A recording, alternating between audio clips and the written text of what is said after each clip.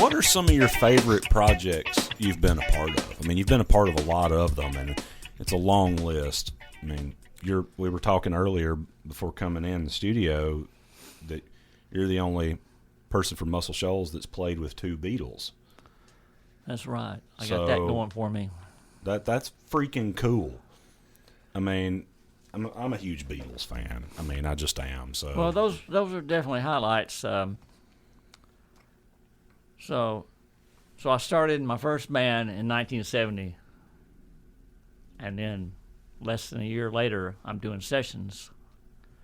So I graduated in the spring of '73, and the fall of '74, we're doing a tour with Elton John. So my whole entire professional experience was 4 years. That's crazy. And I'm on an Elton John tour. And that's the one that had John Lennon. Yeah, we got that tour because he had done an album with Tower of Power, and they weren't available for the tour, and someone asked Jerry Wexler who he recommended, and Jerry Wexler recommended us, so that's how we got the tour. Wow. So that's awesome.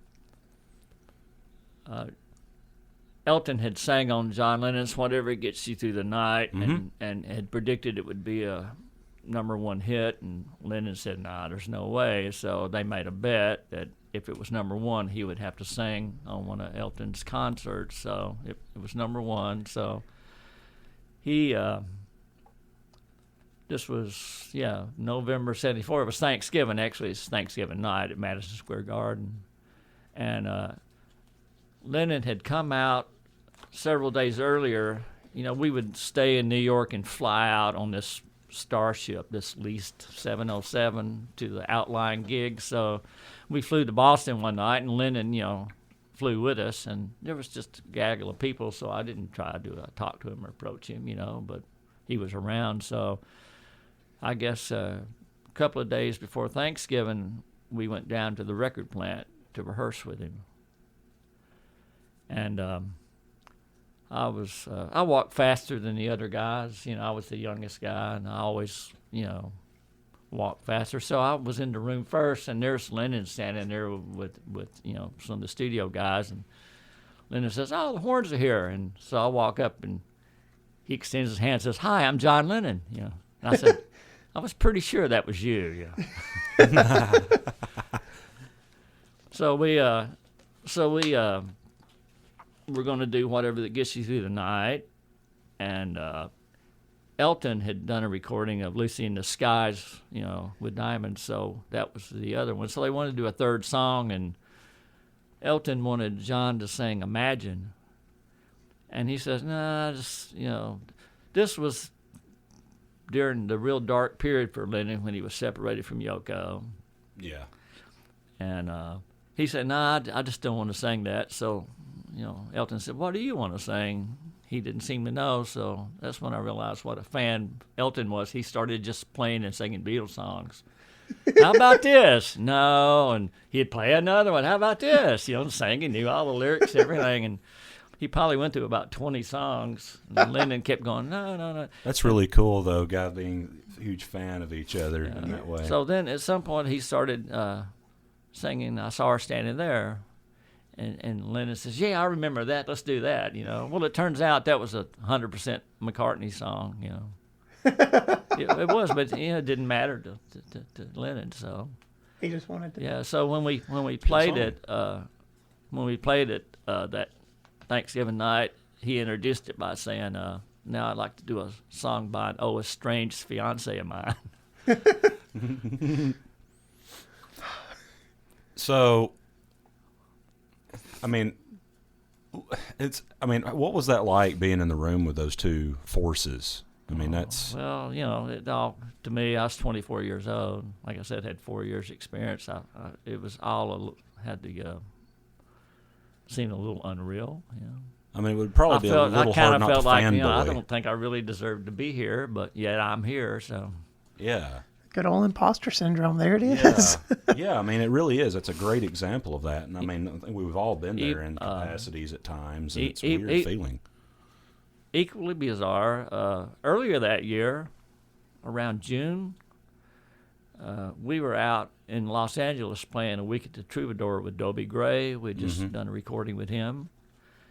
And we got a call from Buddy Killen's secretary for Ronnie Eads and I to play on a Paul McCartney session when he was in Nashville. He recorded 2 songs, Junior's Farm and Sally G. And we were in Los Angeles, and I said, come on, let's get subs and buy our own play tickets. And right. the other guys go, no, we can't do that. We're in the middle of this gig, So I was kind of heartbroken about that, And then later, when we were on the tour with Elton, there was a big birthday party for him out on the Universal lot, and we were out there half the day, and then we were playing the gig that night at the Forum, and someone said, well, did you get to talk to Ringo? I said, what? And they said, yeah, Ringo was there today. No, I never saw him, So I'm thinking, I have missed 2 Beatles in 1 year, and then I ended up getting to play with Lennon. So, and that leads to, was it last year, year before? Last year, January of last year, we actually did get called to do a session for Paul McCartney, and we flew to Los Angeles and recorded at Henson. It used to be A&M, which was Charlie Chaplin's old studio. Yeah, and that's where Michael Jackson's We Are the World and all that stuff, footage was done and all that. That's a really cool place. When Haley and my wife and I were in L.A. a couple years ago, we rode by and oh, cool, let's stop. And I am too, but she's a really huge Muppets and Jim Henson fan. And I was like, yeah, let's get a photo. And I got a photo of her, and I didn't realize what the building was until I got home.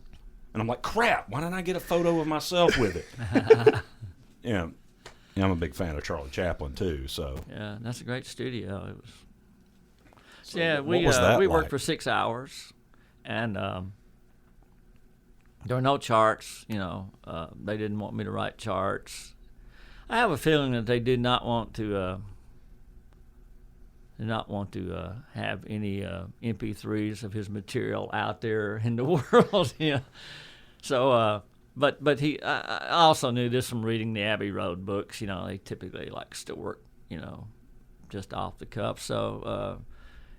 Paul would just they would put a track on, and he would say, hey, let's copy this guitar riff, or let's put some chord. He had ideas, and we would add little details to them. And so we basically just did a head session, like we did back in the old days. And we worked about 6 hours, and we're on the new album. So did you ever get to have the conversation about how you almost played on a record before? Or I did tell him that story, because he remembered Buddy Killen very well. He stayed with Buddy Killen when he was there. Buddy Killen is from Killen, Alabama, right outside the Shoals. Yeah. Well, do you remember what record that would have been back? That's what album?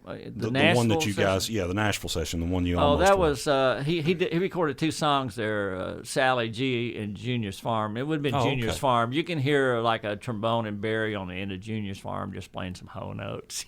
Pretty simple parts. But I'm assuming that's what we would have done. Well, it's kind of cool though that several years later it kind of comes full circle. And that album Egypt Station with Paul's record is freaking phenomenal. Yeah. I just saw the engineer that did that McCartney session in Nashville at Reggie Young's funeral, Ernie Winfrey. I had not seen him in years. He was there at the sound shop. We did a lot of Joe Tex albums there for Buddy Killen there, and Ernie was always the engineer.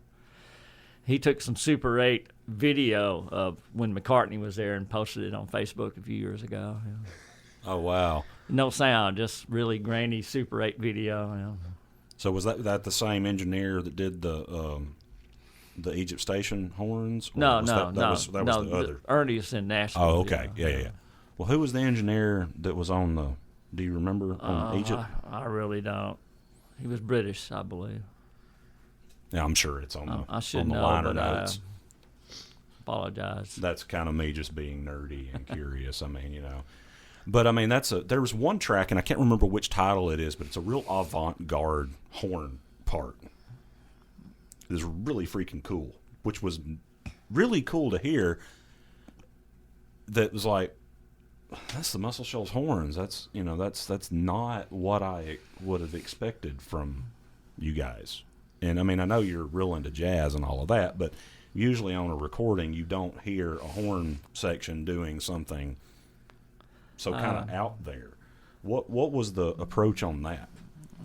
Man, I just don't really. You don't even remember? I mean, you already kind of said it was like here. Paul was kind of directing the show, but it's a really curious part though. It's really neat. It's like a little small section. Three.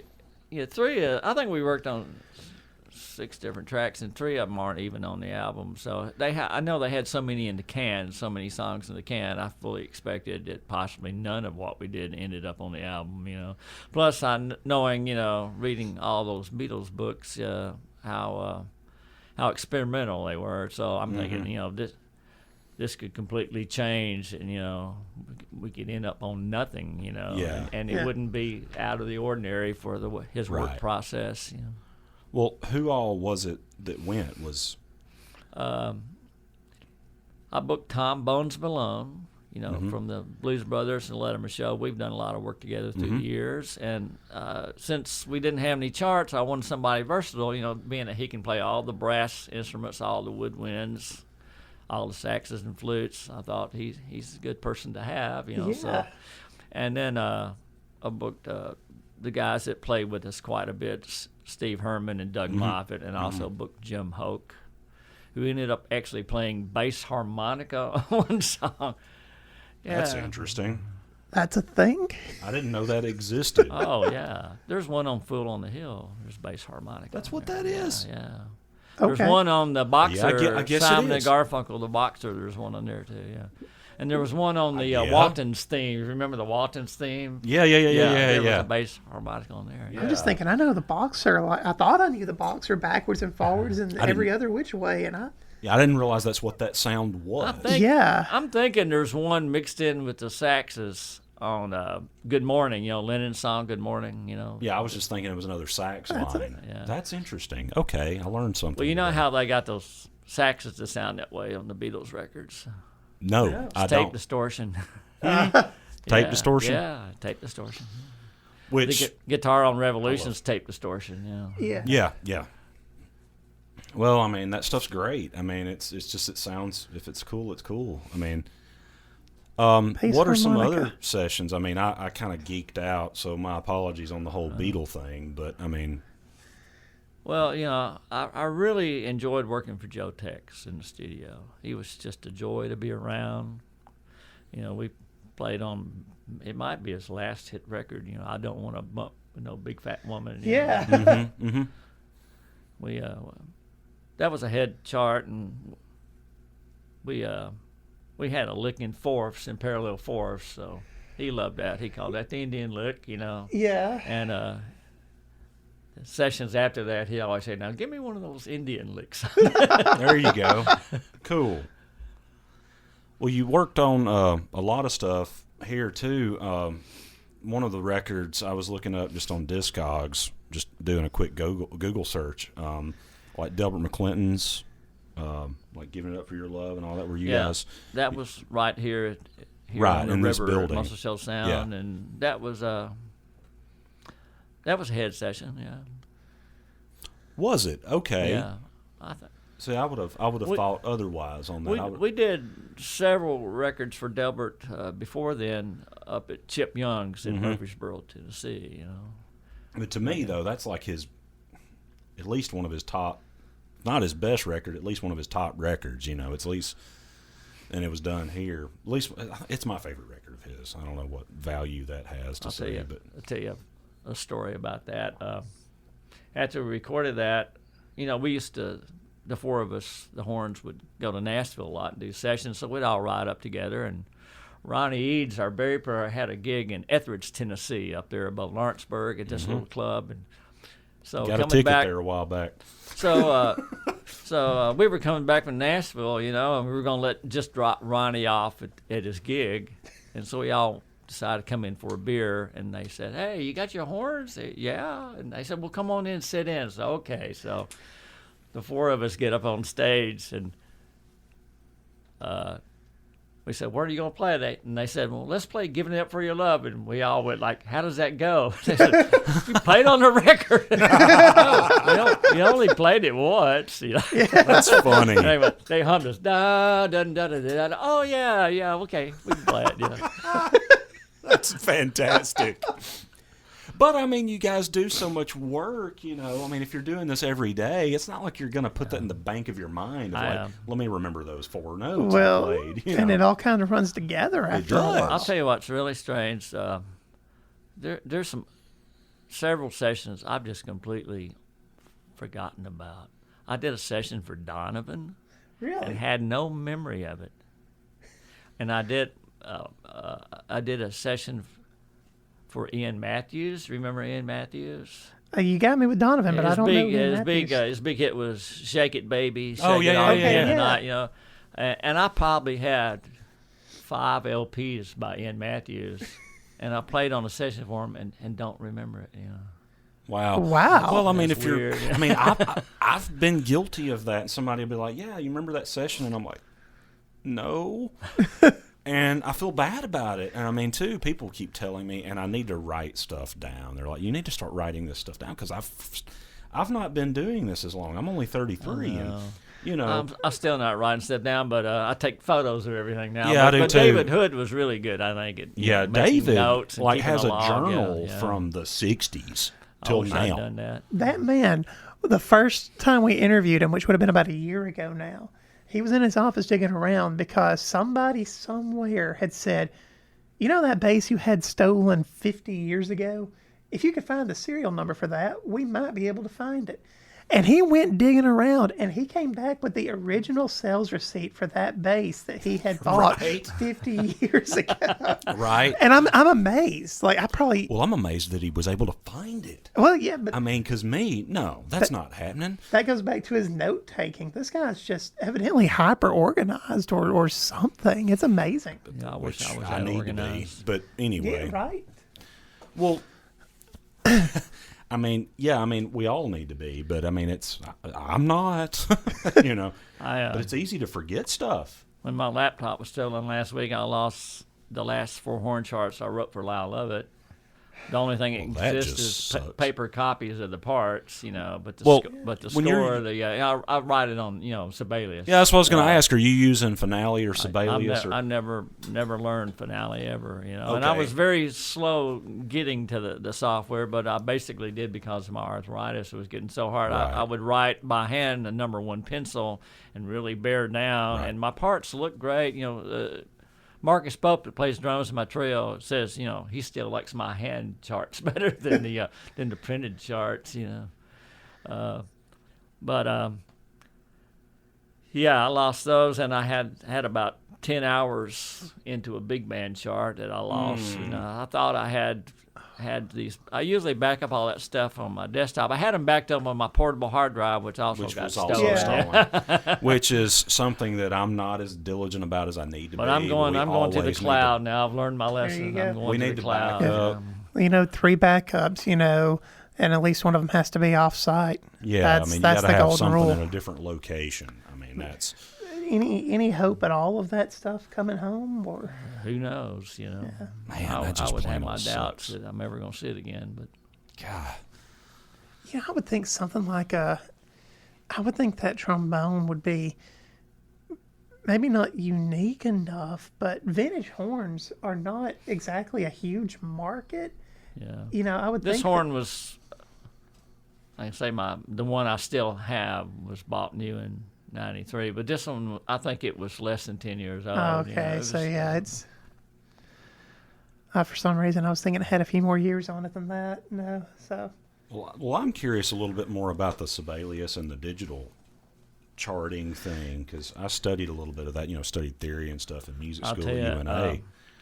I was very slow coming to it, but.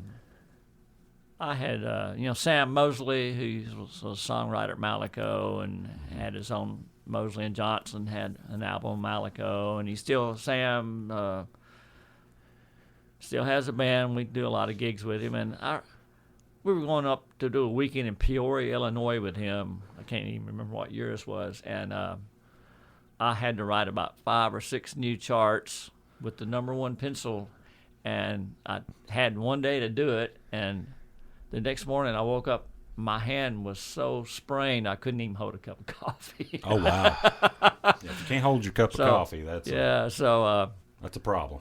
So several months later, I had to write something like, I don't know, like 20 charts in about 3 weeks, 20 horn charts in 3 weeks. And I said, I knew it was coming up, so I said, I got to learn Sibelius. So I got a copy, and I thought it was going to be a really long learning curve, but they had, these on-screen tutorials to take, and at the end of the 3rd day, I'd written a horn chart.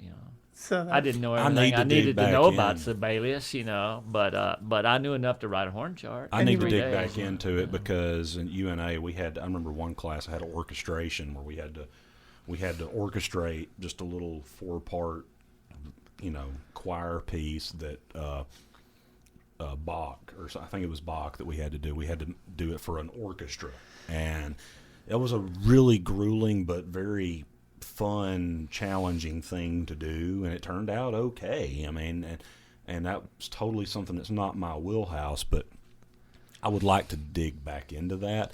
But then the concept of writing charts by hand, no. That's the answer I give. It's just, for me, there is no way I would be able to dig into all of that. Typically when the right way to write an arrangement is you write a score. Mm-hmm. And if you finish the score, then you copy the parts from the score. And I used to copy for Harrison when he would write charts from Malaco. He would send me the score. His scores were just god-awful, sloppy and messy, but I would figure out what he meant and copy the parts. And when we were doing a lot of charting at Wishbone back in the 70s, Clayton Ivey and I were writing a lot of horn and string charts. And at one point, Kevin Lamb, who later took over their publishing, he was our copyist, and then there was another fellow. But then at some point, I would have to do my own copying, years later, and I didn't have time to write a score, so I would just go straight to parts. I would write, label all the parts: trumpet, tenor, trombone, bari. I would figure out what my intro was. I would write it on all 4 parts, and I'd figure out when the next entrance was. Am I coming in second verse, first verse, chorus, what? I would figure it out, write it all down. So I had to commit, I had to commit right on the spot, to exactly what I wanted, Right. So the beauty about the computer is I can write this chart and the next day go in and tweak it and change things. Well, there's also a beauty to committing too. Like if you record, like let's say you overdub a vocal on tape, well, guess what? If that take you just recorded, if the one that you recorded over was better, you either got to live with what you got or you redo it. It's not like doing a bunch of playlists and you don't have an undo button on a tape machine. And I can't remember who it was. There was some famous producer that committed everything. I mean, he the drums were all mixed down, from the beginning. He committed, the reverb and all that stuff to tape, And that is ballsy. I know. But, and he said, boy, I can mix this stuff really quick once I make all those decisions like that. And I've gotten to where I do that a lot more now, because in the digital realm of things, it's great that we have essentially endless options, and that's kind of going back to what I was saying, is you got endless number of takes you could do in overdubs. That's not necessarily a good thing. I mean, like if I get a track, get a song and it's got 80-something tracks, it's like, why do I have 5 kick drum tracks? Could y'all not just send me one and pick a sound, and go with it? You've used this exact example many times. It is frustrating. I would love to know who, and obviously you can't say right now, but you've been going on about this for about a year, I'd love to know. It's just a thing, and I mean, it's part of it, it's part of that world, so I'm not trying to just bemoan, but it's difficult when you're tracking to not save something for the mix process and say, you're leaving room almost for accidents and for screw up to say, if I made a mistake, and it's this thing in your mind of like, well, maybe I did it wrong, which is like not having confidence in what you're doing. And it's like, if the snare drum sounds great, go with what you got, you know. If it's wrong, redo it, you know. And I mean, the ability to go back and change things is great.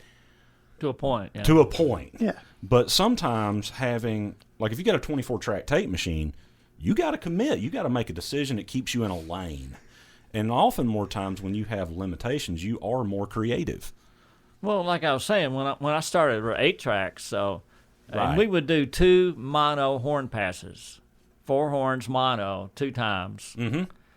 And to get those 2 tracks, they had to, on the spot, you know, bounce down drums and percussion or a bunch of stuff. They would have to make those mixing decisions right there while we're waiting to do the horn parts, you know. And they would commit to all this stuff, you know. Right. You've got to be That's it. willing to make a decision, and that's hard.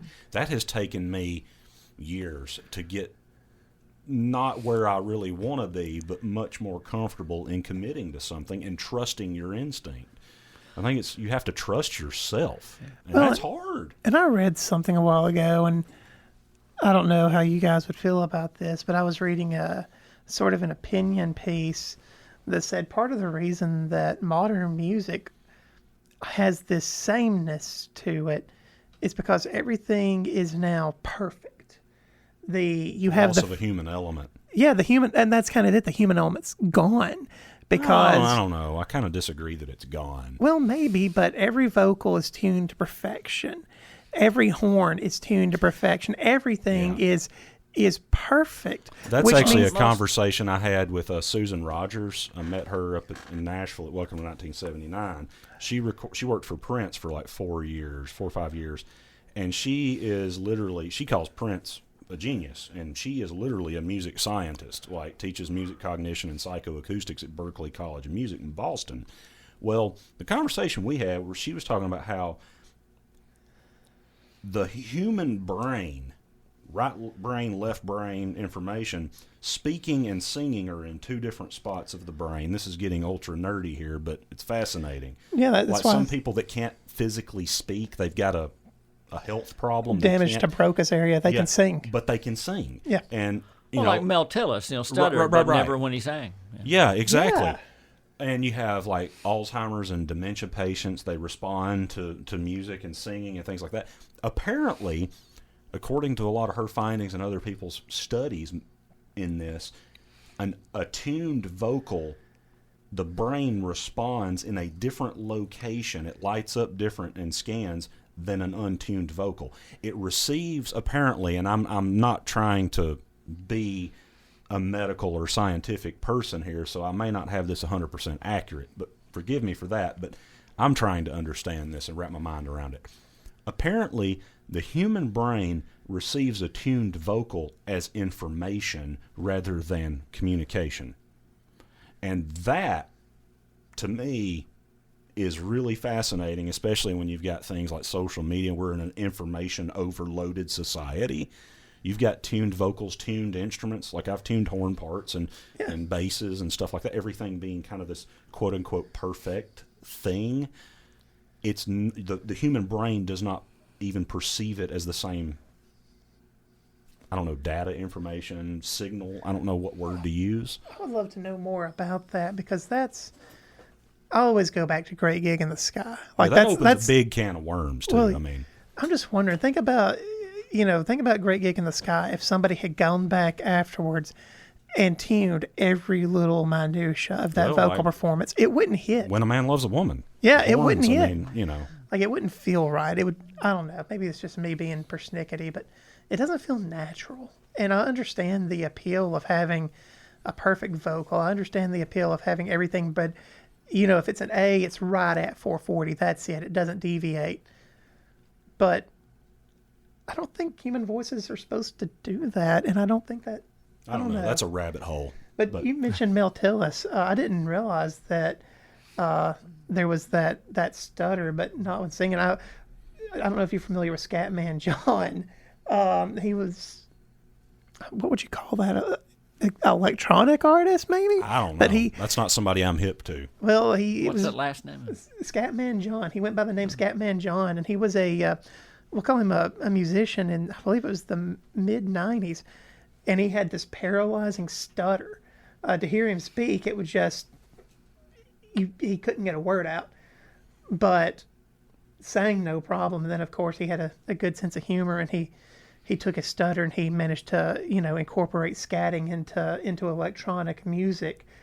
That's interesting. Oh, you should check it out. He's got this weird kind of cult following. He's a really uplifting guy. His whole point was, look at me, I've got this paralyzing stutter, and I've got a career in the music industry, so if I can do this, you can do whatever you want. And I bet you know one of those songs. I probably do. There's one. Send me a link, because I want to check it out. Well, kind of talking about something else that you're really passionate about, as am I, but you're really involved in the Tennessee Riverkeeper stuff. Would you mind talking a little bit about that? Well, I'm vice president of the board for Tennessee Riverkeeper. They're a group in the Waterkeeper Alliance. I don't know how many waterkeeper, riverkeeper, lake keepers, bay keepers there are, but there are quite a few. I started, my environmental work started in 2002 when the retirement systems of Alabama wanted up to 1,000 acres of the local TVA reservation to build a 48-hole golf course. And this had been public recreation since the 1930s when the CCC had built some of these trails. There was a popular, paved walking trail. There were rustic trails. There were mature hardwoods, historic sites. And I just thought that was a completely horrible idea. I was a member of Sierra Club, which consisted of paying dues and reading their magazines, There was no local chapter, and that was my entire environmental career until this happened. So I formed a group called Citizens for Saving the TVA Trail, and we were the only organized opposition to this thing. All 4 cities, both counties, state representatives and senators, U.S. representatives and senators, boards of education, chambers of commerce, everyone was for this thing. And I was stupid enough to form a group to oppose it. And we stopped it. Yeah, we stopped it. Everyone said it was going to be impossible, but they built it on private land. And we've had several other, that's one of the proudest things I've ever done in my life, Well, I'm glad you did. As should be. In more recent years, we got the city of Florence to shut down their polluting garbage landfill. And now they send it to a transfer station. They still run a C&D landfill, but the late David Cope, who was a math professor at UNA, he and I did all the work on that, and we finally convinced a majority of the city council that we were right, and they shut the landfill down. Can you take on 3M next? That's what Tennessee Riverkeeper is currently. We have, unlike the group I formed out of the TVA group was Shoals Environmental Alliance. I've been the president ever since. It's a grassroots group. We're all volunteers. Tennessee Riverkeeper, we have a professional staff, a small staff, and so we have to raise money to be able to afford the staff, and sure. And we have a ongoing legal action against 3M and other entities in Decatur over the PFOA and PFOS pollution in the Tennessee River. There's issues with like Daikin and Monsanto. I live there. Daikin I'm not happy. Yeah, well, I Daikin did. is one of the defendants. I did. Well, I mean, we're from the same area. We went to middle school and high school together, so we're buddies from way back. So we're well aware of that area, and it's an issue. I mean, great that there are the jobs, but again, there's and you don't really want anything that impedes employment and jobs for communities. But at the same time, there are right ways to go about business, and there are wrong ways to go about business. And and this is my opinion, so throw rocks at me if you want to, but you can't 100% prevent all pollution. Some things, I mean, you're going to have, but at the same time, there's a level of which, you and I'm not a guy that's really big on quote unquote regulation in general across the board. Oh, I am. But well, you know what I mean. We've had these conversations before, so I'm not trying to get all political and stuff, but there's right ways to go about things and there's wrong ways to go about things. And when you're just destroying a community essentially at well, we had and it's like, yeah, these people have jobs, but they're probably going to live in this area for a long time, and it sure would suck if a few years down the road or their kids or their grandchildren, it's really not a good place to live anymore because of all the pollution and the lack of responsibility. I mean, if you have a business where what you do affects your community, which any business would, but if you're a production, so to speak, you're affecting the community in with your pollution. And to me, you should take responsibility for that. And if you don't take responsibility, you should be made to take responsibility. Amen to that. If corporations are people, they can get the death penalty. Well, I mean, it's really that. Yeah, I mean that sounds very harsh, but at the same time, it's kind of like it's really hurting people in their health. But harsh is a 24-year-old with no family history of cancer dying of colon cancer from environmental causes. That's harsh, right? And I really have no sympathy anymore whatsoever. Well, again, it's we had a friend.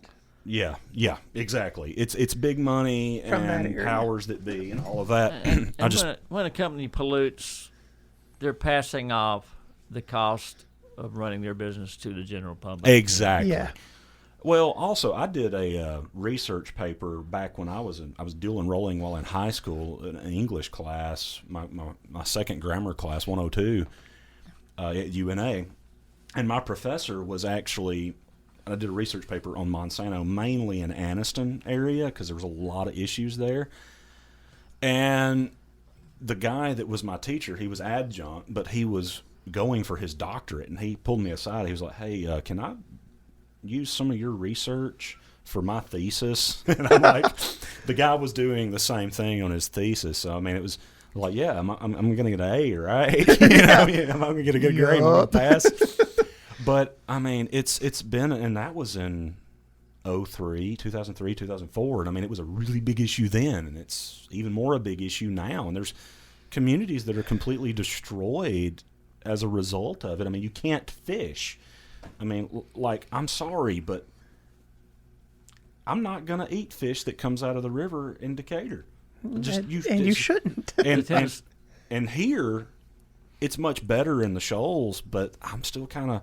Because Decatur... We're downstream of Decatur, Yeah, it goes this direction, It's just like, ugh. And we've learned that the Tennessee River is probably the worst river in the country for microplastics, Really? Yeah, there's more in the Tennessee, and who knows what the reason for it is. Define microplastic. I mean, that kind of sounds self-explanatory, but is it... Well, I mean... Like...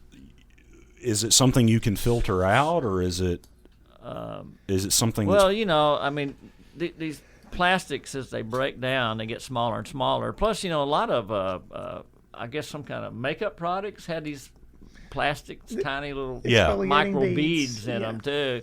And this stuff gets in the environment, and when you're eating fish, you're eating plastic, because it's embedded in their flesh. It's horrible, and most of it comes from land. Something, every time something washes down a storm drain, it goes into the river. That stuff's not filtered out like a sanitary sewer. It goes right into the river. Right. Well, I mean, anyway, we went down that rabbit hole, but kudos to you and for everyone who is involved in trying to look out for future generations. Yeah, I mean, yes, and thank you, because... Well, you're welcome. I mean, regardless of your political or whatever views on this is an issue I believe we can all agree on. That, yes, cool, great, Daikin and 3M and Monsanto, great that you're there and you do what you do, but be responsible for what you do, and... I'll never understand how environmental impact of business is a partisan issue. That's amazing Amen to to me. that. Yeah, I don't understand that either. And Well, many makes no large sense. companies are just wonderful environmental stewards, but there are many that are bad actors. Right. Well, and obviously those are the ones that we're Right. Well, I And, mean, and a lot of times it's not. Sometimes it is intentional. Sometimes it's not. Yet it happens.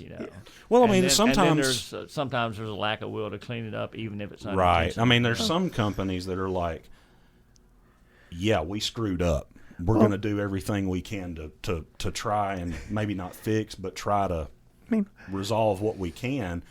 But then there's the other ones that are just like, screw y'all. Well, meanwhile, you being involved in environmentalism the way you are you familiar with the Exxon report that came out? Was it or that they commissioned in the late 70s, early 80s? Oh yeah, they knew about global warming. Right down They to predicted it just almost exactly years ago. They knew it was going to happen. Yeah, and yet did nothing to. Well, I mean, the report specifically About it. said that we have to control this, otherwise we're going to collapse the economy. Yeah. So there was their interest right there. They didn't care about the way they were affecting the planet. No, and they've been paying money to these right wing think tanks to put out literature saying that it's a hoax. That's a kind word. Yeah. That's a Hey, when getting back to something you asked me earlier. Yeah, let's we just went get down. off our ranting. But hey, before we do, I'm full of righteous anger right now. kudos, thank you. We are both from an area where it is affected massively in a negative way. We get our water I get my water from West Morgan East Line. Yeah. So- That was shut down for a while. Yeah, exactly. Yeah. Ask me how happy I am about this whole situation. Yeah, well, I mean, it's definitely a righteous anger type of thing. and the municipal water, departments aren't required to test for PFOA, PFOS. They're not even What? required to test for it. Okay, that's a rabbit hole. Let's just not even go All right. down. I'm sorry. That Back to music. That's ridiculous. But anyway, we are from an area that deeply affects. The Shoals is obviously affected, as is everywhere across the whole world. But the Decatur area, well, they kind of get the back end of the boot, so to speak. I mean, it's not really, Anyway, back to music. You asked me about my opinion about recording horns, and we talked about the room mics. But another big thing is the mix, Mm-hmm. And School me, man. Well, I tell engineers if there's four horns, the trumpet's the high instrument, the tenor and trombone are in the middle, the bary's on the bottom. I tell engineers if you want to get a blend, listen to the trombone and tenor. Mm-hmm. If you've got them by themselves, if you've got them blended, you can hear both horns. Then you can obviously hear the trumpet because it's on the high end, and then add the bary in on the low end. Start in the middle. That's my method for mixing. That makes a lot of sense. It does. Yeah, it just works. Yeah. And you talked about our new technology with unlimited tracks. That's again, that can be a good thing or a horrible thing. Four horns, and we put 2 tracks down, so maybe that's 8 tracks now with unlimited tracks. There's no telling what the mix on that's going to be. I've heard mixes come back when the album comes out, and oh my God, it was almost, to me, much safer back in the days when we did 2 mono tracks and they would split them left and right. Because when we cut that first mono track, we can hear that mix. That's the mix that's going to be there. Yeah. There's not enough bary. Right. Let's do another one. Turn the bary up. I mean, there were some things you could do with EQing to make the mix sound better when they're mono like that. It's kind of a less is more mentality. Yeah, but you knew you had it. When everything was mono, 4 horns mono, another track 4 horns mono. There's not many ways to screw that up. Well, and the more you add in a mix, it's kind of one of my the banes of every mix engineer is like when you get however many tracks you get, the more tracks you get. I kind of equate mixing to like arranging furniture in your living room. most of the time you're not going to want the potted plant sitting on top of your coffee table between the couch and the TV. You're not going to see the TV, and it's going to be awkward to try and talk to somebody in the other chair across the room, unless artistically that's your point. Maybe that's a thing that's done intentionally, but it needs to have intent behind it. But when you're moving things around in a mix, the more things you have, the more clutter you have in the room, everything gets smaller. Everything. Oh yeah, it gets muddy. I no longer have room for the couch. Let's get a love seat. It's like using too many colors when you're painting. Then everything turns to mud. Exactly. Sometimes people ask me, boy, it's those original Otis records, with Wayne and Andrew with the Memphis Horns, the two horns, and they sound so big on that. How come they sound so big? Well, because they're only competing with one keyboard, one guitar, one bass, they've got a space and to sit. Drums, There's lots of space there, And they recorded live so people stayed out of their way, Well, let me ask you this. What are your thoughts on horn lines? Because horns and background vocals are very similar in accompanying what's there, and they're both often doing the call and response, right? Which to me sums up R&B music: call and response. Yeah. So, what are your thoughts of staying out of the way of each other? Well, I guess that's a twofold question. What are your ways of staying out of the way of everything happening in the song, and what are your ways? I mean, I know this is kind of an arrangement issue, but thoughts of staying out of the way of the other horn players. Well, I'll tell you, like I said, I learned a whole lot from Harrison Calloway. In fact, I tell people I went to my postgraduate work was at Harrison Calloway University and he told me in turn that he absorbed a lot from working with this trumpet player from Memphis, Bowlegs Miller, that used to come down. Mm-hmm. He said he learned a lot from Bowlegs. I learned a lot from Harrison, and then I think I took some of what I learned from him and took it a little further. But Wayne Jackson, said something one time that is completely true. It says, as far as R&B horns, thou shalt not step on the lead vocal, the number one commandment. And I always try to do that. I try to stay out of the way of the lead vocal. And it's hard sometimes. I'll tell you what's really hard is doing an album for a blues guitarist. I used to do these albums for Little Milton, and I've done 3 different albums for Buddy Guy. The last 2 won Grammys. Oh, you were on that one? Yeah, the last 2, they both won Grammys. The one that was done at Blackbird? Well, we didn't work at Blackbird. We worked at a little studio. The Horns overdubbed a little studio called the Switchyard on all of that stuff. Oh, okay. But a blues guitarist is even harder because he sings and then he answers himself on guitar. Yeah. He sings a phrase. He answers himself on guitar. It's not really made for horns. Where do we put horns on this?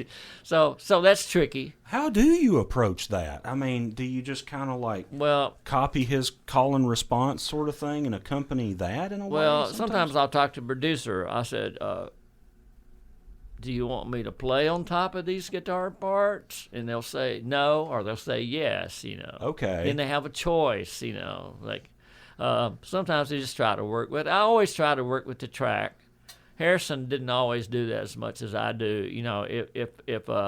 If they push something, I try to push it. If the drum plays pop, pop, pop, pop, I might try to think of a lick that catches that like we were doing it all our life together. Pop, pop, pop, pop, Yep.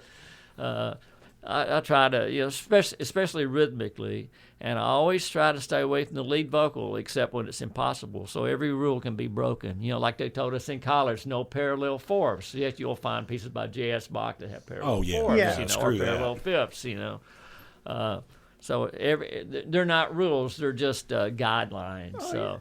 So if I have to get on the vocal, I do. I try to come up with a line that's, and a lot of big band arrangers like Quincy Jones, they always put parts on top of the vocalist, where other big band arrangers like Sammy Nestico always stayed away from the vocal. But I try to stay away from it unless it's necessary. You ever work with Quincy? No. Oh man, he's somebody I just want to shake his hand, and just let that be that moment, Who are some of your favorite engineers and producers that you've worked with? engineer Steve Melton that was here at Muscle Shoals Sound. I just love working with him. He got a great horn sound. Wolf Stevenson always got one of the owners of Malico, always got a great horn sound. Steve Moore, that was the chief engineer at Wishbone, and then he built East Avalon. He was great on horn sessions back in the analog days. He could get the tape queued up in the right spot. He could read a chart. You give him a trumpet part, and he knew just where to have us queued up for the punches and stuff. Sounds like a joy. Ernie Winfrey, I mentioned the guy that we worked a lot with, Buddy Killen up at the sound shop. He was a great horn engineer. There's many others. I just can't remember them all. Yeah, long list. Yeah, it's hard to come up with on the spot. Come on, Dan. You got some questions. I see your eyes. I've got one, and I'm not sure if it's worth asking. You were talking about no parallel force, man. I was just thinking about those rules. They tell you don't do this, don't do this. How do you feel about tritones? The what? Tritones. Like, that's an interesting question. Yeah, because I know it's one of those things that, where you still get your hand smacked and you say no, but they sound really cool. Yeah, well, those were rules for 18th century harmony, and they weren't really rules; they were just performance practices, Right. Just pretty much really anything goes. I mean, to me, it's just the arbiter is the ear. Do I like the way it sounds? I mean, the one thing that I try to avoid is, especially on a small horn section, is doubling the third, and that's another rule, from 18th century harmony, and a lot of a lot of arranging. I didn't ever go to graduate school, but I've kept learning. I've got all kinds of arranging books. People like Sammy Nesico, Oliver Nelson, Henry Mancini, Don Sebesky.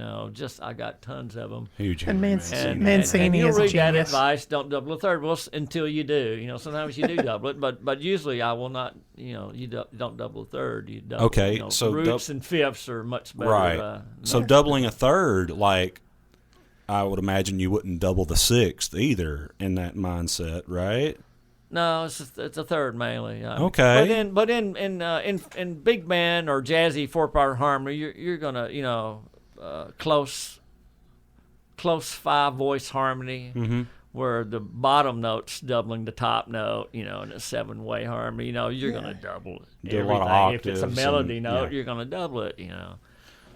Well, like, as far as doubling the third, like, are you talking like only one horn in the section playing the third, or are you talking like the horns, like, say you do a pass with all the horns and you do like the second pass? No, I'm talking about one. Only instrument. one horn has the one third. horn playing the third. Yeah. Who has the third usually? Yeah. Well, it depends on the voicing. Okay. If it's a C chord and the C's on top, then that trombone's going to have the third because it's going to be trumpet on a C, Okay. tenor on a G, trombone on the E. Right. That's a triad. We went down But it music can be, theory. it can be, the Okay. third could be in the melody.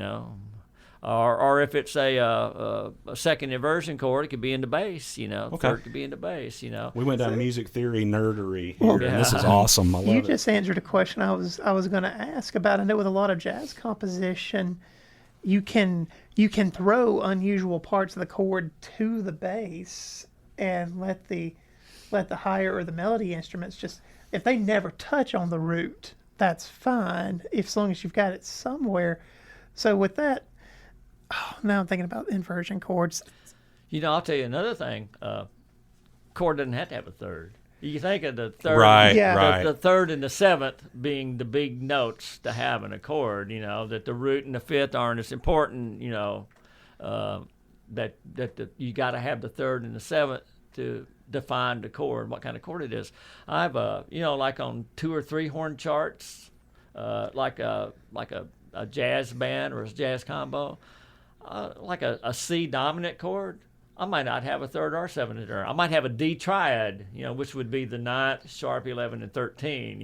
Yeah. On a C dominant. So you don't have to have third. You don't have to have a seventh. Well, something else is usually holding that part down. Yeah, too. someone in the rhythm section. Right. That's where I really like the sound of horns just doing root fifth. There's something about that combination to me. And Well, sometimes a full chord just not just not right. Sometimes you'll notice a lot of R&B things. There's a third, but there's not a fifth or anything. Everyone's playing a unison line except maybe the tenor is playing the third, you know. Sometimes I just did a chart for Foy Vance where it were chops and I didn't do a full chord. I just did roots and third, you know. Cause you don't need the full chord sometimes. It just doesn't sound right, you know. And a lot of that's just intuitive, you know. If it sounds good, it is good. Well, kind of starting to wrap this thing up. Thanks again, first of all. I didn't realize we'd been going this long. What if you could go back in a time machine and tell like 17, 18-year-old Charles some advice? What would you say? Yeah, get a business degree. No, I had an offer to go to one of the colleges in state as a trumpet performance major. I had a fairly generous scholarship offer, and I turned that down. I said, no, I'm going to go get a degree I can do something with. And 2 years into it, I decided I hated chemistry, and I walked away with an English degree. I keep looking back at that performance degree. I forgot you went for chemistry for a little while. Oh, yeah. I forgot about that. I keep looking back, even with an English degree, I keep going, you know, at least I didn't get that performance degree. Well, what is some of the best advice you've received that you've acted on that has helped you in your trajectory for your career?